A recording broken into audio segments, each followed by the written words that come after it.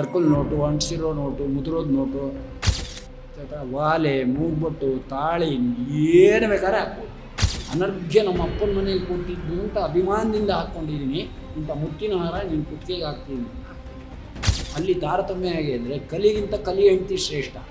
ನೀನು ಏನು ಸಂತೋಷ ಪಡ್ತಾ ಇದ್ದೀ, ದುಃಖ ಪಡೋ ಕಡೆ ಏನು ವಿಚಾರ ಅಂತ ಸಂತೋಷ ಪಡ್ತಿದ್ದಿ ಯೋಚನೆ ಮಾಡು. ಜಡ ಮನಸ್ಸಿನಲ್ಲಿ ಸೇರಿದ್ದು. ಆದರೆ ಇಲ್ಲಿ ವ್ಯವಹಾರ ಮಾಡೋದೆಲ್ಲ ಜಡ ಮನಸ್ಸೇ. ಈಗ ನೀನು ಸುಂದರವಾಗಿದ್ದರೆ ಅವನು ಪ್ರೇಮ ತೋರಿಸ್ಬಿಡ್ತಾನೆ, ಅಲ್ಲೇನು ಮಾತಾಡೋಕ್ಕಾಗಲ್ಲ. 12 ವರ್ಷ ಆದ ತಕ್ಷಣ ಸಿಟಿಸನ್ಶಿಪ್ ಸಿಕ್ಬಿಡುತ್ತೆ. ಈಗಲೂ 12 ವರ್ಷಕ್ಕೆ ಇರೋದು. ಹುಂಡಿಗೆ ಹಾಕ್ಬೋದು. ಶ್ರೀನಿವಾಸನ ಹುಂಡಿಲಿ ನೀವು ಯಾವ ಹಾಕಿದ್ರೂ ಖರ್ಚಾಗುತ್ತೆ. ಇಂಥದ್ದು ಹೋಗಲ್ಲ ಅನ್ನೋಂಗಿಲ್ಲ. ಡಾಲರಿಂದ ಹಿಡಿದು ಅರ್ಕಲ್ ನೋಟು, ಅಂಟಿಸಿರೋ ನೋಟು, ಮುದ್ರೋದು ನೋಟು, ವಾಲೆ, ಮೂಗ್ಬೊಟ್ಟು, ತಾಳಿ, ಏನು ಬೇಕಾದ್ರೆ ಹಾಕ್ಬೋದು ಫೋಟೋ. ಅಂತೂ ಅದನ್ನು ವೇಸ್ಟ್ ಮಾಡ್ತಾ ಇರಲಿಲ್ಲ. ಅವನು ಹುಂಡಿಗೆ ಹಾಕ್ತಾಯಿದ್ದ. ಹೊಸ ನೋಟ್ ಹಾಕ್ತಿದ್ರೆ ಹಾಕಲ್ಲ, ಯಾಕೆಂದ್ರೆ ನಂಗೆ ಬೇಕಲ್ಲ ಅದು. ತಮಾಷೆ ನಗುವರಲ್ಲೂ ರಂಗ ನಿನ್ನ ಆಟವ ಕಂಡು. ಹಾಗೆ ದೇವರು ನಮ್ಮ ಆಟ ನೋಡಿ ನಗ್ತಾನೆ. ಎಷ್ಟು ನಾಟಕ ಆಡ್ತೀಯೋ ನೀನು ಅಂತ. ಏನು ಮಾಡಲಪ್ಪ, ಅದು ಯಾರು ತೊಗೊಳ್ಳಲ್ಲ ಅಂತೀವಿ. ಯಾರ್ಯಾರು ತೊಗೊಂಡೋದ್ರೆ ಪುರಾಣದ ಮಂಗಳೂರಲ್ಲಿ ಬಂತ ಅಂತ ಅವನ ಅಂಗಡಿ ಅಂತ ಕೇಳ್ತಾನೆ. ಅವನಿಗೂ ಗೊತ್ತು ಇಂಥ ನೋಟು ಬ್ರಾಹ್ಮಣರು ತರೋದು ಅಂತ. ಯಾಕೆ ನಿಮಗೆ ಹೇಳಿದೆ? ಆ ರಾಮನ ಪಟ್ಟಾಭಿಷೇಕ ಅಂತ ಮಂತ್ರ ಕಿವಿಗೆ ಬಿದ್ದೇಟ್ಗೆ ಬಂದು ರಾಮನ ಪಟ್ಟಾಭಿಷೇಕ ಅಂತ ಕೈಕೇಯಿಗೆ ಹೇಳಿದ್ಲು. ಸುಮ್ಮನಿರ್ಬೇಕೋ ಇಲ್ಲ, ಸುಮ್ಮನಿದ್ದಿದ್ರೆ ಏನು ಮಾಡ್ತಿದ್ಲು ಗೊತ್ತಿಲ್ಲ. ಅನರ್ಘ್ಯವಾದ ಮುತ್ತಿನ ಹಾರ ಇತ್ತು. ಎಂಥ ಸುದ್ದಿ ಹೇಳಿದೆ ನೀನು. ಫಸ್ಟು ನನಗೆ ಕಿವಿಗೆ ಬಿದ್ದಿದ್ದು ಮಂಥರನಿಂದ. ಇನ್ನೂ ನಮ್ಮ ಯಜಮಾನರು ನಂಗೆ ಹೇಳಿಲ್ಲ. ಅದನ್ನ ನಿನಗೆ ಉಡುಗೊರೆಯಾಗಿ ಅನರ್ಘ್ಯ ನಮ್ಮ ಅಪ್ಪನ ಮನೇಲಿ ಕೊಟ್ಟಿದ್ದು ಅಂತ ಅಭಿಮಾನದಿಂದ ಹಾಕ್ಕೊಂಡಿದ್ದೀನಿ. ಇಂಥ ಮುತ್ತಿನ ಹಾರ ನಿನ್ನ ಕುತ್ತಿಗೆಗೆ ಹಾಕ್ತೀನಿ. ಅವಳು ನೋಡಿದ್ಲು, ಈ ಮುದ್ನಾರಕ್ಕೆ ಬಂದಿದ್ದಾಳೆ ಅವಳಿಗೆ ವೈಕುಂಠ ಸಮಾರಾಧನೆ ಆಗಬೇಕಲ್ಲ, ಮುಕ್ತಿ ಆಗಬೇಕಲ್ಲ. ಅವಳು ಹೇಳಲು, ಹೀಗೆ ಬಿಟ್ಟರೆ ಇವಳು ಬರೀ ರಾಮನ ಪಟ್ಟಾಭಿಷೇಕ ಮಹೋತ್ಸವ ಅಂದಿದ್ದಕ್ಕೆ ಮುತ್ತಿನಾರ ಹಾಕ್ಬಿಟ್ಲು. ಇನ್ನು ಪಟ್ಟಾಭಿಷೇಕದಲ್ಲಿ ಓಡಾಡಿದ್ರೆ ನಾನು ಇವಳ ಜೊತೆ ಇನ್ನು ಇವಳಿಗೆ ಏನೇನು ಗೌರವ ಆಗುತ್ತೋ ಅದೆಲ್ಲ ನಂಗೆ ಕೊಟ್ಬಿಡ್ತಾಳ್ಬೇಕಾರೆ. ಅಷ್ಟು ಅಭಿಮಾನ ಇದೆ ಇವಳಿಗೆ. ಆದರೆ ನಾನು ಯಾರು ಅಂತ ಇವಳಿಗೆ ಗೊತ್ತಿಲ್ಲ. ನಾನು ಯಾವ ಕೆಲಸಕ್ಕೆ ಬಂದಿದ್ದೀನಿ ಅಂತ ಇವಳಿಗೆ ಗೊತ್ತಿಲ್ಲ. ನನ್ನ ಕೆಲಸವನ್ನು ಮುಗಿಸ್ಕೊಂಡು ಹೋಗಬೇಕು ಅಂತ ನಿರ್ಧಾರ ಮಾಡು. ಈ ಉಪದೇಶಗಳು ಶುರು ಮಾಡೋದು. ಕಲಿ ಹೆಂಡತಿ. ಅಲ್ಲಿ ತಾರತಮ್ಯ ಹೇಗೆ ಅಂದರೆ ಕಲಿಗಿಂತ ಕಲಿ ಹೆಂಡತಿ ಶ್ರೇಷ್ಠ. ನಮ್ಮಲ್ಲಿ ಗಂಡ ಜಾಸ್ತಿ ಹೆಂಡತಿ ಕಡಿಮೆ ಅಂತ ತಾರತಮ್ಯ. ಸ್ವರೂಪದಲ್ಲಿ ಹೆಂಡತಿನೇ ಜಾಸ್ತಿ ಇರ್ಬೋದು, ಗಂಡ ಕಡಿಮೆ ಇರ್ಬೋದು. ಅದು ಈಗ ತೀರ್ಮಾನ ಮಾಡೋದಲ್ಲ. ಈ ವಿವಾಹ ಮಾಡಿಕೊಂಡ್ರೆ ನಮ್ಮ ಉಪಾಸನೆ ಅಷ್ಟೇ. ನಮಗಿಂತ ನಮ್ಮ ಯಜಮಾನರು ದೊಡ್ಡವರು ಅಂತ ಒಂದು ಭಾವನೆ ಇರುತ್ತೆ. ನಮ್ಮ ಯಜಮಾನ್ರಿಗೆ ಏನು ಗೊತ್ತು, ಓಲ್ಡ್ ಏಡೆಡ್ ಗೂಸ್ ಅಂದರೆ ಅಂಥವ್ರು ಇದ್ದಾರೆ. ಎಲ್ಲ ನಾ ಸಾಯಬೇಕು, ಪ್ರತಿ ಒಂದಕ್ಕೂ ನಾನೇ ಸಾಯ್ಬೇಕು. ನಮ್ಮ ಯಜಮಾನ್ರು ಏನು ಗೂಬೆ ಕೂತಿರುತ್ತೆ ಒಂದು ಕಡೆ. ಎದುರಿಗೆ ಹೇಳಿದ್ದು ಕೇಳಿದ್ವಿ, ಗೂಬೆ ಅಂತ. ಆದರೆ ಇದು ಹಂಗೆ ಇರುತ್ತೆ ಅಂತ ಇಟ್ಕೊಳ್ಳಿ, ಏನು ಮಾಡೋಕ್ಕಾಗಲ್ಲ. ಅಂಥ ಸಂಸಾರಗಳಿಂದ ಎಲ್ಲ ಸಂಸಾರವೂ ಇದೆ. ದಶರಥನ ಸಂಸಾರಕ್ಕಿಂತ ನಮ್ಮ ಸಂಸಾರನ ನೋಡಿ ಎಂಥ ಕೆಲಸ ಮಾಡ್ತಾರೆ. ಸರಿ, ಮಂತ್ರ ನೋಡಿದ್ಲು, ಹಿಂಗಿದ್ರೆ ಆಗಲ್ಲ ಅಂದು.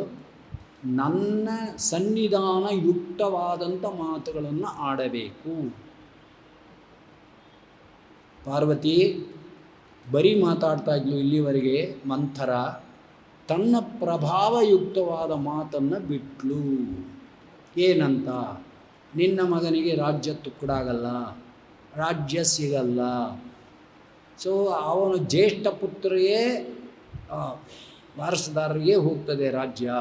ಹೀಗಾಗಿ ರಾಮ ಯುವರಾಜನಾದ ಅಂದರೆ ಅವನು ಹುಡ್ತಕ್ಕಂಥ ಮಕ್ಕಳಿಗೆ ರಾಜ್ಯ ಹೋಗುತ್ತೆ. ರಾಜ್ಯವನ್ನು ತುಕ್ಕಡ ಮಾಡಲ್ಲ. ನೋಡು, ಯೋಚನೆ ಮಾಡಿ. ಆದ್ದರಿಂದ ನಿನಗೆ ನಾನು ಒಳ್ಳೆಯದಕ್ಕೋಸ್ಕರ ಹೇಳ್ತಾ ಇದ್ದೀನಿ. ಅದನ್ನ ಏನು ಸಂತೋಷ ಪಡ್ತಾ ಇದ್ದೀ, ದುಃಖ ಪಡೋ ಕಡೆ ಏನು ವಿಚಾರ ಅಂತ ಸಂತೋಷ ಪಡ್ತಿದ್ದೀ ಯೋಚನೆ ಮಾಡು. ಒಂದು ಏನು ಯೋಚನೆ ಮಾಡೋದಿದೆ? ಹೋಗಲಿ, ರಾಮನೇ ಅವನಿಗೆ ಪಟ್ಟಾಭಿಷೇಕ ಆಗಲಿ, ಅವನ ಮಕ್ಕಳಿಗೆ ಇದು ಹೋಗಲಿ ರಾಜ್ಯ. ನಾವು ಅವ್ರ ಸೇವಕರಾಗೇ ಇರೋದು. ನಾ ತಾಯಿ ಅಂತ ಕರೆಸ್ಕೊಂಡಿದ್ದೀನಿ ಅಷ್ಟೇ, ನಾ ರಾಮ ಸೇವಕಳು ಅಂದು. ಇದ್ದಿದ್ದು ಕೋಪ ಹಾಕ್ಬಿಡ್ತಾವಳು. ನಾನು ಬರೀ ಸನ್ನಿಧಾನಯುಕ್ತವಾದ ಮಾತು ಬಿಟ್ಟರೆ ಇವಳೇನು ಕೇರ್ ಮಾಡಲ್ಲ. ಏನು ಮಾಡಬೇಕು ಅಂದ್ಲು. ಹೊರಗೊಂದು ಇಂಜಿನ್ನು, ಒಳಗಡೆಯಿಂದ ಒಂದು ಇಂಜಿನ್, ಒಂದು ರೂಪ ತಗೊಂಡು ಒಳಗೆ ಪ್ರವೇಶ ಮಾಡಿದ್ಳು. ಧೃತರಾಷ್ಟ್ರ ಹಂಗೆ ಸಿಕ್ಕಾಕೊಂಡಿದ್ದು. ಒಳಗೊಂದು ರೂಪ, ಹೊರಗೊಂದು ರೂಪ. ಒಳ್ಳೆ ಗಂಧರ್ವ ಧೃತರಾಷ್ಟ್ರ ನಾಮಕ. ಪಾಪ ಒಳ್ಳೆಯವನು. ಆದರೆ ಎಷ್ಟು ಕೆಟ್ಟ ಕೆಲಸಗಳನ್ನು ಮಾಡ್ದ ಅಂದರೆ ಅವನು ಮಾಡಿದ್ನೇ. ಕೂತಿದಾರಲ್ಲ ಕಲಿ, ಹಾಗೆ ಇಲ್ಲೂ ಮಾಡ್ತಾನೆ ಮಂತ್ರ. ಅವನಿಗಿಂತ ಬಲಿಷ್ಠು. ರುದ್ರಾದಿ ದೇವತೆಗಳಲ್ಲಿ ಪ್ರವೇಶ ಮಾಡ್ತಕ್ಕಂಥವಳು ಯಕ್ಕಶ್ಚಿತ್ತು, ಒಳಗೊಂದು ರೂಪ ಹೊಟ್ಟೋದ್ಲು.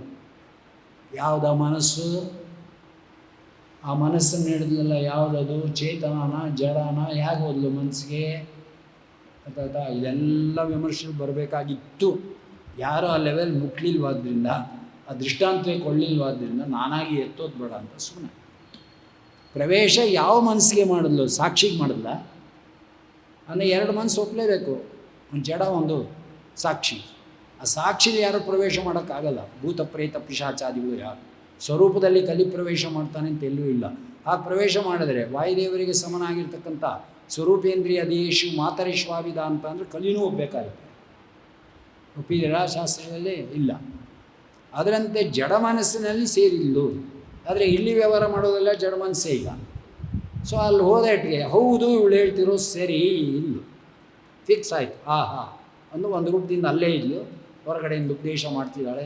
ಸರಿ, ನೀ ಹೇಳಿದ್ದೇನೋ ಒಪ್ಕೊಂಡೆ, ನನ್ನ ಗಂಡನ್ನು ಒಪ್ಸೋದು ಹೇಗೆ? ಕೋಪಾಗಾರಕ್ಕೆ ಹೋಗಿ ಕೂತ್ಕೋ, ಗಂಡ ಅಲ್ಲಿಗೆ ಬರ್ತಾನೆ, ಬಂದಾಗ ವಿಕಾರವಾಗಿರು. ನೀನು ಸುಂದರವಾಗಿದ್ದರೆ ಅವನು ಪ್ರೇಮ ತೋರಿಸ್ಬಿಡ್ತಾನೆ, ಅಲ್ಲೇನು ಮಾತಾಡೋಕ್ಕಾಗಲ್ಲ. ಈಗ ನೀನು ಕಠಿಣ ಹೃದಯಗಳಾಗಬೇಕು, ಕಠಿಣ ಮಾತನ್ನು ಆಡಬೇಕು. ಕೆಟ್ಟ ದೃಶ್ಯ ಅವನ ಕಣ್ಣಿಗೆ ಬಿದ್ದೆಟ್ಟಿಗೆ ಕುಸ್ತು ಬೀಳಬೇಕು ಅವನು, ಅಂಥ ರೂಪದ ತಗೋಬೇಕು. ಎಲ್ಲ ಕಲಿ ಸಂಬಂಧವಾದ್ದು.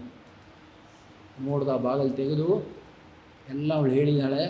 ಆಗ ಮಾತಾಡು, ನೀನು ವಚನಭ್ರಷ್ಟ, ಅದಕ್ಕೋಸ್ಕರ ನಾನು ಕೋಪ ಬಂದಿದೆ ಅನ್ನು ಅಷ್ಟೇ, ಇನ್ನೇನು ಹೇಳ್ಬೇಡ.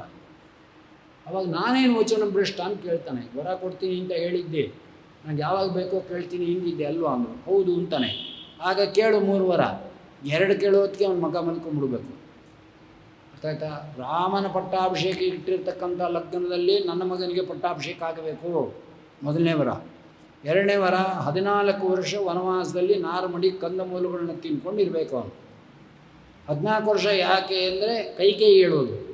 12 ವರ್ಷ ಆದ ತಕ್ಷಣ ಸಿಟಿಸನ್ಶಿಪ್ ಸಿಕ್ಬಿಡುತ್ತೆ. ಈಗಲೂ 12 ವರ್ಷಕ್ಕೆ ಇರೋದು. ಅಂದರೆ ಅಮೇರಿಕಾಕ್ಕೋ ಮತ್ತೊಂದು ನಾವು ತೊಗೋಬೇಕು ಅಂದರೆ ಕಾಯಬೇಕು, ಇಲ್ಲಿರ್ಬೇಕಾದ್ರೂ ಅಷ್ಟೆ. ಹಾಗೆ ಗುರುಕುಲವಾಸವು ಕೂಡ 12 ವರ್ಷ. ಇವತ್ತಿಗೂ ಅಷ್ಟೇ. ನ್ಯಾಯಸುಧಾ ಮಂಗಳ ಅಂದರೆ 12 ವರ್ಷ. ಅದು ಹೆಂಗೋ ಕಳೆದು ಬಿಟ್ಟರು ಅಂದ್ರೆ ಸದ್ಯ ಆಯ್ತಪ್ಪ, ಎಜುಕೇಷನ್ ಮುಗಿದೋಯ್ತು. ನೀನು ಜನ್ಮಕ್ಕೂ ಎಜುಕೇಷನ್ ಇಲ್ಲ, ಆಗೋಯ್ತು. ಮಂಗಳ ಆಗೋದ್ಮೇಲೆ ಮುಗಿದೋಯ್ತಲ್ಲ, ಇನ್ನೇನಿದೆ. ನೀವು ಓದೋದು ಮಾಡೋದು ಅವೆಲ್ಲ ಇಂದ ಪರೀಕ್ಷೆ ಕೊಟ್ಟಾಗೋಯ್ತಲ್ಲ. 5 ಲಕ್ಷ ಎಫ್ ಡಿನೂ ಬಿತ್ತು, ದರ್ಬೆಗಂಟು ಕೈಗೆ ಬಂತು.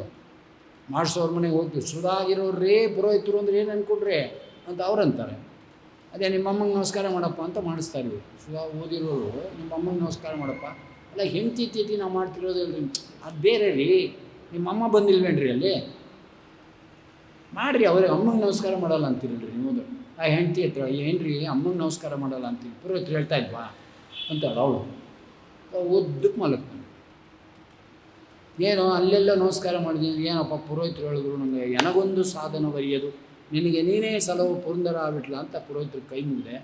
ಅದಕ್ಕೆ ನಾವೇನಾದ್ರು ಸ್ವಲ್ಪ ಪೆದ್ದವಾಗಿದ್ದು ಮಾಡೋನು ಕರ್ತ ಮಿನಿಮಮ್ ಕ್ವಾಲಿಫಿಕೇಷನ್ನು ಸಂಪಾದನೆ ಮಾಡ್ಕೊಳ್ಳದೆ ಹೋದರೆ ಇಂಥವೇ ಎಲ್ಲ ಗೃಹ ಕರ್ಮಗಳು ನಡೆಯೋದು. ಸೊ ಬೇಸಿಕ್ ನಾಲೆಡ್ಜ್ ಯಾರು ಇಟ್ಕೋಬೇಕಲ್ವಾ?